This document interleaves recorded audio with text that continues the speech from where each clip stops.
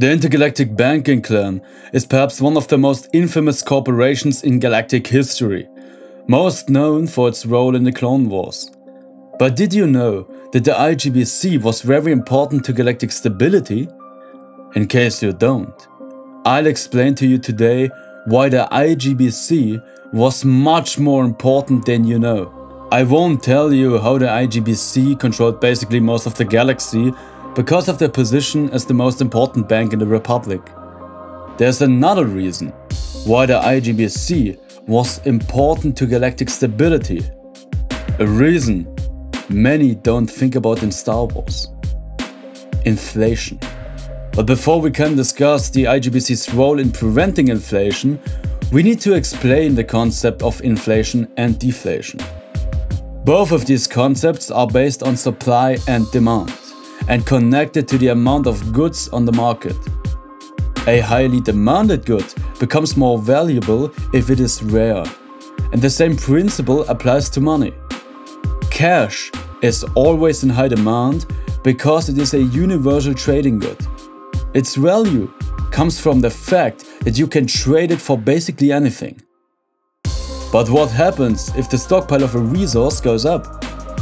It loses value because you can get it easier. Take Counter-Strike knife skins for example. Some of them are worth hundreds of dollars. But what would happen if Valve decides to just give these skins to every player? They would be worthless overnight because they aren't rare anymore. Inflation is based on this effect and the reason why you can't just print unlimited amount of money. In short, inflation is when a good is worth less because the available amount in the market has increased. Deflation is the opposite of that. The value of a good increases if the demand rises while the stockpile is stagnant, or if the demand is stagnant while the available amount decreases. The Intergalactic Banking Clan was very important in preventing inflation, mainly because of Munilynst and later Mygeeto. Both of these planets were incredibly rich in resources, and guess what? Their immense wealth prevented the inflation of the galactic credit. Of course, there are other factors as well, like millions of mining worlds, but the IGBC's role in financial stability cannot be overstated. After all, there was a reason why the Republic focused on capturing Munilynst in the first months of the Clone Wars, and why Mygeeto was the target of a battle that lasted for 2 years. Mygeeto alone financed a large amount of the Separatist war effort. And if you have seen my first video about the Battle of Coruscant, you know how powerful the CIS Navy was and how wealthy Mygeeto had to be if it was able to finance a large part of it. The natural wealth of both planets, alongside other important worlds of course, allowed the Republic credit to be stable and resulted in deflation. You can compare it to the gold standard in our timeline. And although many modern economists argue that deflation is bad, it is actually a good thing.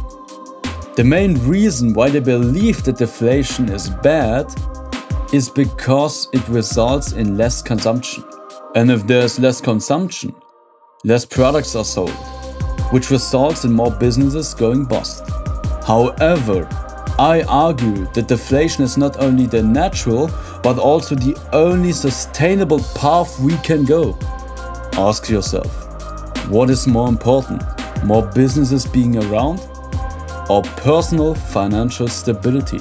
They argue that limited inflation is good. But just look at our world. Since everyone knows that their desired product will cost more in the future, they are willing to take loans and get their desired product immediately. But desire is a natural yet bottomless hole, and because of that, most people are trapped in a debt spiral. And you can't escape this trap. If you save your money and plan on buying your desired product later, you are punished by inflation. Sometimes your desire is entirely denied if you are not willing to sacrifice something.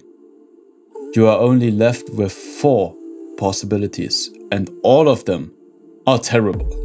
First, you can reduce your living standard.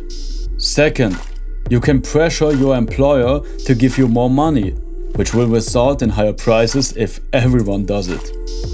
In other words, you get exactly nothing. Third, you can fall into a debt spiral and essentially become a slave of financial institutions and the government. 4, you can scam other people and avoid being trapped by becoming a millionaire.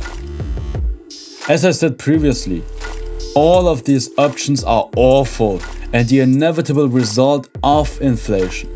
Now, let me be a conspiracy theorist and claim that this is by design. Inflation forces you to become a slave of the elites, become a millionaire and part of the elite, or become a principled man that is too weak to fight against tyranny.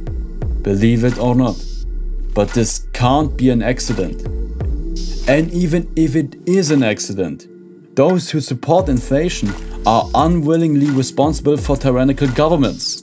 Governments that turn you into a slave, a monster, or a dead man. This effect is actually the main reason why Palpatine desperately tried to get control over the IGBC. It allowed him to create an empire in which everyone is a slave or part of his regime. And it made sure that most rebels were completely unable to fight the empire. Without Bail Organa and other senators donating money to the Rebel Alliance, the rebellion would have never been able to defeat the empire. At least not after just 20 years. The IGBC's role in preventing this effect cannot be overstated. Yes, the IGBC was cruel, but you can't just genocide the moons and claim their planets and wealth for yourself in order to assure that the economy is stable without the existence of the banking clan. But I think that's enough seriousness for one day. Let me end this video by telling you how many Star Destroyers Elon Musk could buy if the exchange rate between dollars and Imperial credits was 1-to-1. 1500. I hope you enjoyed this video and I hope to see you next week. May the Force be with you.